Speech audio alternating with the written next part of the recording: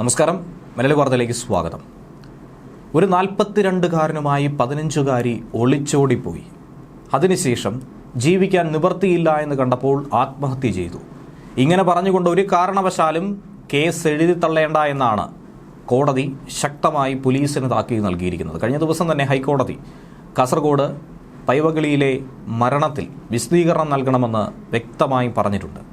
ആത്മഹത്യ എന്ന് പറഞ്ഞ് കേസ് എഴുതി തള്ളാനായി തിടുക്കപ്പെടേണ്ടെന്നും അതിൽ വിശദമായ പരിശോധന നടത്തണമെന്നും കൂടിയാണ് കോടതി ഇന്ന് ആവശ്യപ്പെട്ടിരിക്കുന്നത്.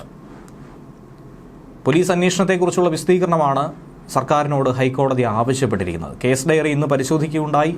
അതിൽ അന്വേഷണം മോശമായ രീതിയിലല്ല നടന്നിട്ടുള്ളതെന്ന് മനസ്സിലാക്കിയെന്നും ജസ്റ്റിസുമാരായിട്ടുള്ള ദേവൻ രാമചന്ദ്രനും MP സ്നേഹലതയും വ്യക്തമാക്കുകയുണ്ടായി. അവരുടെ ഡിവിഷൻ ബെഞ്ചാണ് കേസ് ഇന്ന് പരിഗണിച്ചത്. എന്തായിരുന്നാലും അതിനെ വളരെ വേഗത്തിൽ എഴുതി തള്ളേണ്ടതല്ല.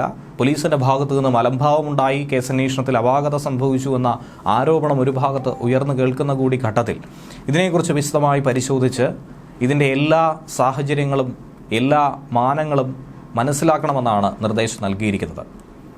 ഒരുപക്ഷെ ഇതൊരു കൊലപാതകമാകാനുള്ള സാധ്യതയില്ലേ എന്നുള്ള ചോദ്യം പലരും ഉയർത്തുന്നുണ്ട്. സോഷ്യൽ മീഡിയയിലടക്കം അത്തരത്തിലുള്ള ചോദ്യങ്ങൾ ഉയരുന്നുണ്ട്. എങ്ങനെയാണ് 15 വയസ്സുകാരി കുട്ടി തൻ്റെ അച്ഛനോളം പ്രായമുള്ള ഒരാളുമായി സ്നേഹബന്ധത്തിലാകുന്നത്? അതിനുള്ള സാധ്യത ഒരു ഭാഗത്തുണ്ട്. എന്നിരുന്നാൽ പോലും അങ്ങനെ അനുമാനിക്കേണ്ട, അങ്ങനെ വരുത്തി തീർക്കേണ്ട എന്നാണ് പറയുന്നത്. ഒരുപക്ഷെ കുട്ടിയെ പ്രണയം നടിച്ചോ മറ്റേതെങ്കിലും തരത്തിലോ കൂട്ടിക്കൊണ്ടുപോയി കൊലപ്പെടുത്താനുള്ളൊരു ശ്രമമടക്കം അവിടെ ഇല്ലേ? ഇതിൽ മൂന്നാമതൊരാളുടെ സാന്നിധ്യമുണ്ടോ? ഇങ്ങനെയുള്ള പല സംശയങ്ങളും പോലീസിനടക്കം മനസ്സിൽ തോന്നുന്നുണ്ട്.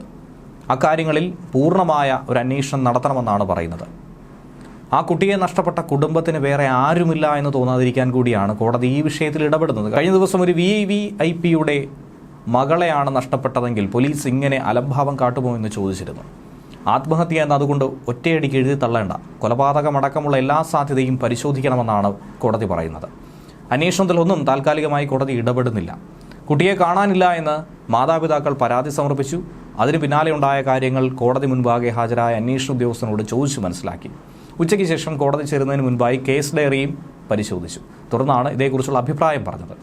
ഈ കേസിൽ പോലീസിനെ വിമർശിച്ചിട്ടില്ലെന്നും ആ കുട്ടിയുടെ മാതാപിതാക്കൾക്ക് വേണ്ടി സംസാരിച്ചതാണെന്നുമാണ് കോടതി പറയുന്നത്. കാരണം 15 വയസ്സു മാത്രമാണ് ആ പെൺകുട്ടിക്കുള്ളത്. പോക്സോ കേസ് എന്ന ദിശയിലേക്ക് അന്വേഷിക്കാമായിരുന്നുവെന്നാണ് കോടതി പറയുന്നത്. 18 വയസ്സിൽ താഴെയുള്ള ആൺകുട്ടിയോ പെൺകുട്ടിയോ അവരെ സംബന്ധിച്ചുള്ള കേസുകളിൽ എപ്പോഴും പോക്സോ എന്നുള്ളത് മനസ്സിൽ കരുതിയിരിക്കണം. ഒരിക്കലും പ്രണയബന്ധമെന്ന് പറഞ്ഞതിനെ തള്ളിക്കളയാൻ സാധിക്കില്ല. ഒരിക്കലും അതിനെ പ്രണയമായും കണക്കാക്കേണ്ടതില്ല. പ്രത്യേകിച്ച് ഇവിടെ ഒരു കുറ്റകൃത്യം നടന്നിരിക്കുന്ന ഘട്ടത്തിൽ പോലും കുറ്റം ചുമത്തുന്നത് ഉൾപ്പെടെ തെളിവുകളുടെ അടിസ്ഥാനത്തിലാകണം. അതുപോലെ ഒരു പെൺകുട്ടിയെയോ സ്ത്രീയെയോ കാണാതായാൽ പെട്ടെന്ന് തന്നെ ആയിരിക്കണം നടപടി കൈക്കൊള്ളേണ്ടത്. അവരെ കണ്ടെത്താനുള്ള എല്ലാവിധ സാഹചര്യങ്ങളും ഒരുക്കേണ്ടതുണ്ട്. ശരിയോ തെറ്റോ അതൊക്കെ പിന്നീടാണ് തീരുമാനിക്കേണ്ടത്. കുട്ടിയെ കാണാതായി 7 ദിവസത്തിന് ശേഷം പോലീസ് നായയെ കൊണ്ടുവന്ന് തുടങ്ങിയ കാര്യങ്ങളൊക്കെ കോടതി ആരാഞ്ഞിട്ടുണ്ട്. വളരെ വേഗത്തിൽ തന്നെ നടത്തേണ്ട ഒരു നടപടിക്രമങ്ങളായിരുന്നു അതൊക്കെ. ലോകം വളരെ വേഗത്തിൽ മാറുന്ന ഒരു സാഹചര്യം കൂടിയാണ്. ഇവിടെ നടക്കാൻ ഒരു സാധ്യതയുമില്ല എന്ന് 10 വർഷം മുമ്പ് കരുതിയ കാര്യങ്ങളൊക്കെ ഇന്നിവിടെ നടന്നുകൊണ്ടിരിക്കുന്നുവെന്നാണ് കോടതി വാക്കാൽ പറഞ്ഞത്. കോവിഡിന് മുന്നേയും ശേഷവും അങ്ങനെയാണ് ലോകത്തിലെ മാറ്റങ്ങൾ സംഭവിച്ചുകൊണ്ടിരിക്കുന്നത്.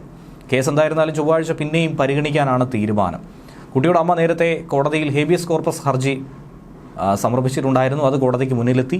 പിന്നാലെയാണ് കോടതി ഈ വിഷയത്തിൽ ശക്തമായി ഇടപെട്ടത്. ഫെബ്രുവരി 12-ാം തീയതിയാണ് കുട്ടിയെ കാണാതായത്. ശേഷം 26-27 ദിവസങ്ങൾക്കിപ്പുറം കുട്ടി തൂങ്ങി മരിച്ചു നിൽക്കുന്ന രീതിയിൽ 42-കാരനൊപ്പം തന്നെ കണ്ടെത്തുകയായിരുന്നു. അതിലുള്ള ദുരൂഹതകൾ മറനീക്കി പുറത്തു വരേണ്ടതുണ്ട്. അയൽവാസിയായ പ്രദീപ് എന്ന യുവാവിനെയും തൂങ്ങി മരിച്ച നിലയിൽ കണ്ടെത്തിയിരുന്നു. മൃതദേഹത്തിന് ഒട്ടനവധി ദിവസത്തെ പഴക്കമുണ്ടെന്നും കാണാതായ അന്ന് തന്നെ ഒരുപക്ഷെ ഇരുവരും മരണപ്പെട്ടിരിക്കും എന്ന് തന്നെയാണ് അന്വേഷണ ഉദ്യോഗസ്ഥരടക്കം സാധ്യതകൾ പങ്കുവയ്ക്കുന്നത്. ന്യൂസ് ഡെസ്ക് മലയാളി വാർത്ത.